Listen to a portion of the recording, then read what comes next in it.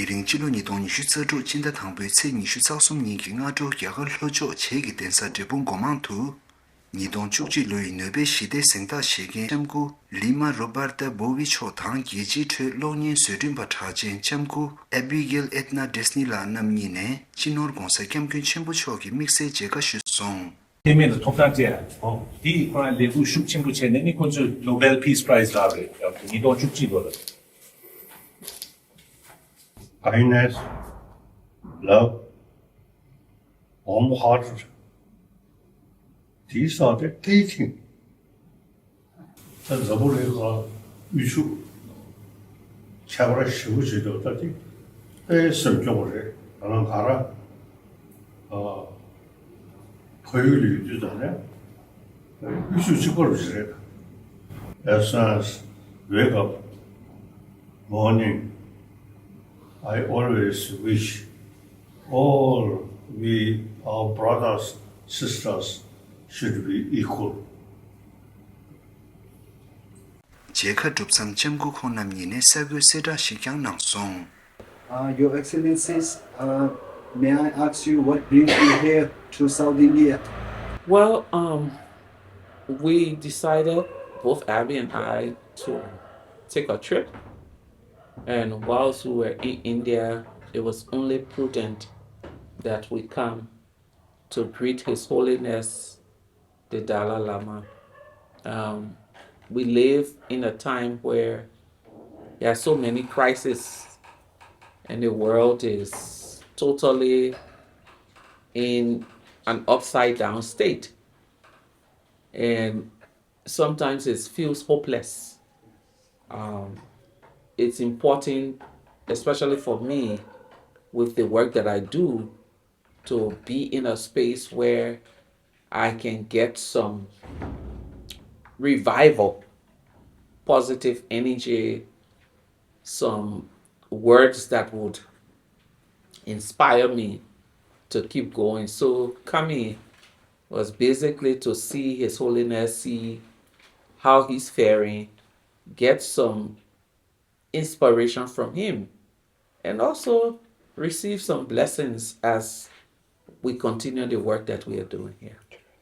So, Your Excellency, during the audience, did you have any conversation with His Holiness on certain topics?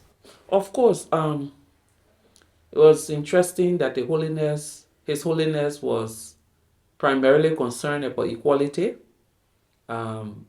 equality between men and women, and how women are disenfranchised. But also he was concerned about the gap between the rich and the poor, and that particular, the state of the world where there are more rich people, there are more poor people, and there's a huge gap, is really one of the reasons why we're having the problems that we're having in the world. But for me, what was most inspirational was him saying that it's important for us to have compassion, to have love, and to have a warm heart for each other. Because I think if we're able to ignite those three things, we're able to help people live in dignity. And as a peace builder, the one that's also stuck with me is that we can never build peace with guns. Yeah. Your Excellency, then in these times of war, His Holiness has once suggested about a free nuclear world. So what's your opinion on that? Well, I think it's important that we just not talk about free nuclear world, but we begin to talk about demilitarizing our world, because militarism has taken over. There's no longer any space for common sense conversation, because common sense conversation is the kind of conversation that you say, if this house caught on fire, when the firefighters come, they bring water, they don't bring fire. And so to think that we can stop wars by wars is not common sense. Yeah. And also, Your Excellency, you as yourself as a peacekeeper, a Nobel Laureate, so what's your message to the authoritarian government dictators? What specific message? I think one of the things that I often say is that dictators and those who are using suppression as a means of ruling did not read their history book. Because if dictators are reading their history book, they'll come to understand that good always overcome evil, no matter how long it lasts. The will of the people will prevail. We've seen it historically, from the world wars to wars in Africa to all of the different things. You look around, no one celebrates authoritarian figures. So they need to read their history book and really come back to their senses, because it never works. They can keep going, but at the end of the day, and that's the reason why I keep doing what I do, because I'm convinced that good always overcome evil. And may I also ask you, Your Excellency, in this today's world, there is a misconception that people tend to, if they do good, they support peace. It's kind of a value that in a way degrades yourself among the society. The powerful, that kind of attitude is more spreading and is kind of influencing people's minds. So, what's your message to all those peace-loving and down-to-earth persons? Peace is not weak. Peace is never weak. Look at His Holiness. No one can say he's weak, because his message, he's never taken a gun. His message has been compassion.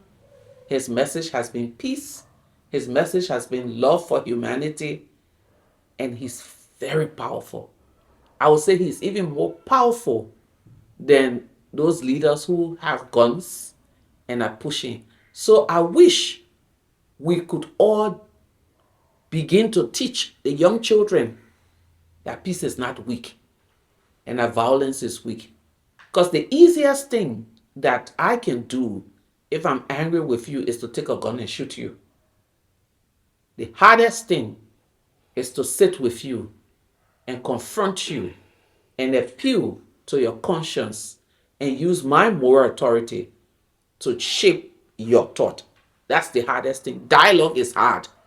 Shooting a gun is very easy. So peace is not weak. And Your Excellency, my final question, you have a long journey, experience, too much experience about peace, compassion, and you also had a connection with Tibetan people. So any advice, any heart-touching, motivating words to our Tibetan people? Sometimes when people live in a state of suppression, when they have been what they believe, their values, not values, their homeland has been taken away, when people have been suppressed for a long time, there is a tendency to believe that we don't need to be peaceful. We need to fight to change this. And so there will be groups that will come with different ideology and different mindsets. My appeal to the Tibetan people is that they remain united, because a house that is divided against itself can never stand. Thank you. Thank you. And Your Excellency, we also would like to ask you about what brings you here and how was your experience meeting His Holiness today? Yes. What brings me here is the same thing that brings Leymah here. I'm an American, and I'm looking at my country and looking around the world and feeling overwhelmed by what feels like a darkness that is surrounding us and growing. And I believe what Leymah believes, that somehow people will prevail, and somehow that darkness will be beaten back somehow. And I think I wanted to see what the Dalai Lama had to say about what should a person's role in that be. As an American, I feel a responsibility but not a lot of clarity about how to go forward. And I imagine that is so much what it feels like as a Tibetan. So when you're faced with this darkness that feels overwhelming and even maybe permanent, and maybe you won't see the change in your own lifetime, how do you contribute to the well-being and the greater good, nevertheless? So I was also really happy to hear him talk about income and wealth inequality, because that's an issue that I've really committed myself as an activist. And it was good to hear him echo the things that I've been thinking for a while, that it's an enormous threat to the well-being of society, income and wealth inequality. So I feel like he read my mind, which was nice of him. I feel so honored to have had this chance. Your Excellency, I would also like to ask you, as a champion of filmmaking, like the media world, and I'm sure many of us Tibetans, we love Disney's movies and films. So I would like to ask what His Holiness means to you, as you have a like great knowledge about observation and as a filmmaker. So what Dalai Lama means to you? Over many years, I have had the opportunity to hear His Holiness speak in various settings.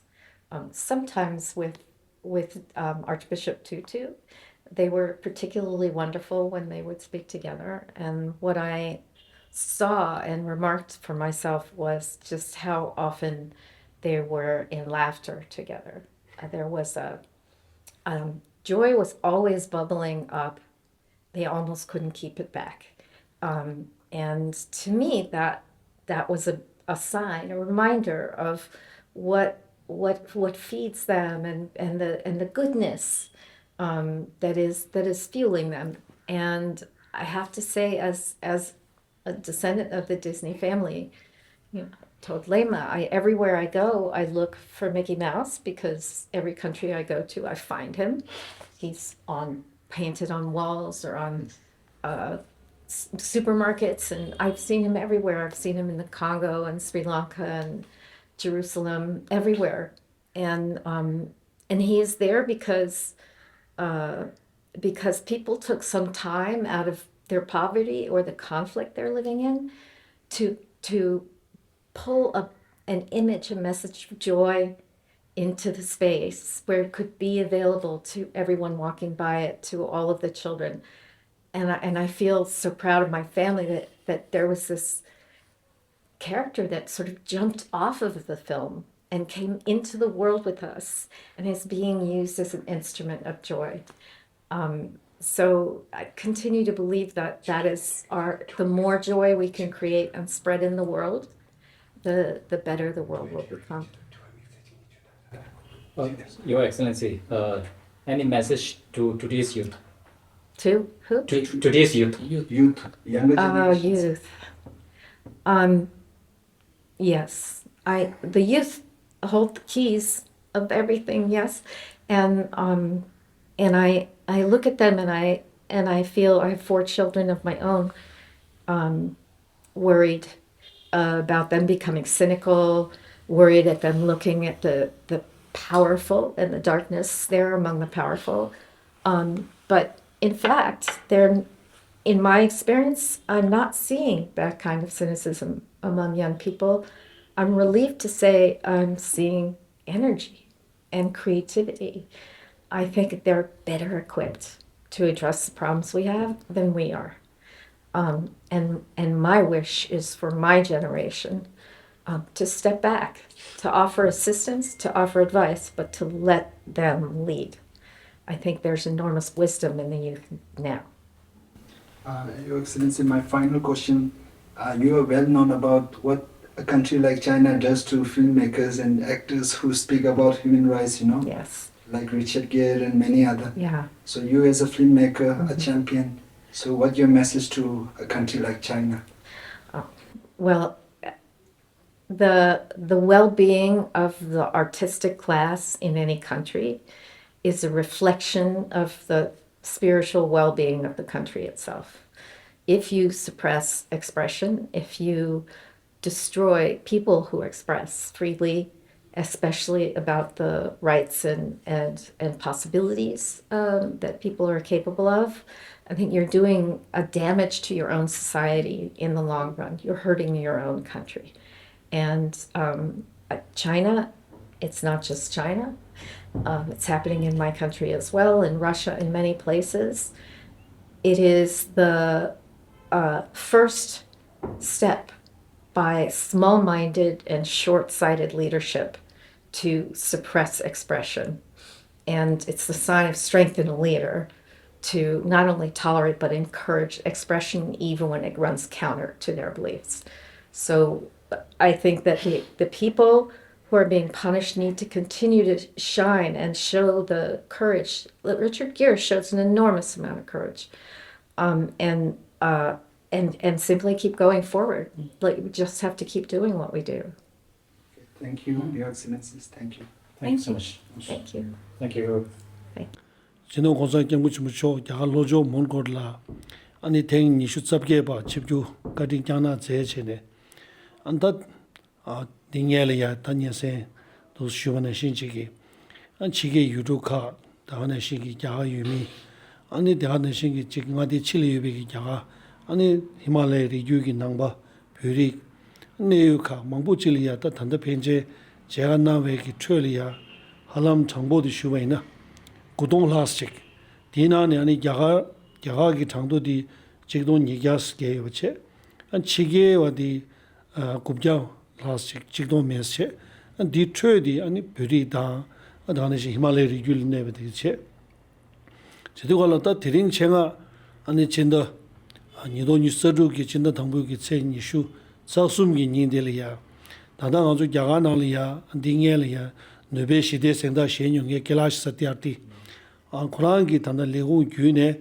아니 단다 아니 리베리아스에기 계급디니 임베기 아니 점구 단다 리마 로버타 보이스 제네 아니 모란다 안다하네신 어린이 임베기 아니 점구 단다 아니 에비가일 에드나 디스니 랍치네 모란치다 아니 에드나 디스니라 알롱니에 소나게 다 딘제기 간다 아니 켈레베기 간다 셰제다 냠뇨 유비 인자 아니 쿠란이 단지 클래스 사티아티기 레공구 주네 안 다름살라야 노베시데 생다기 제고갑을 짜야기 방지 유버지네다 레샤 이니 디갑을 야차마투 체네 안 드린 군들 호조를 마 지빈단 거 여도 갈라 야갈 호조를 디 베베시자 제가 직 나리야 군주 딩엘야 차르마뇨자 페마뇨자 디 페베 쇼려야 안 군주 제가 자야 지기 고급 심체네 안 드린데 두스 페버레샤 디도 갈라 안 드린 쇼게 마주 제가 믹시 제가 지 구디된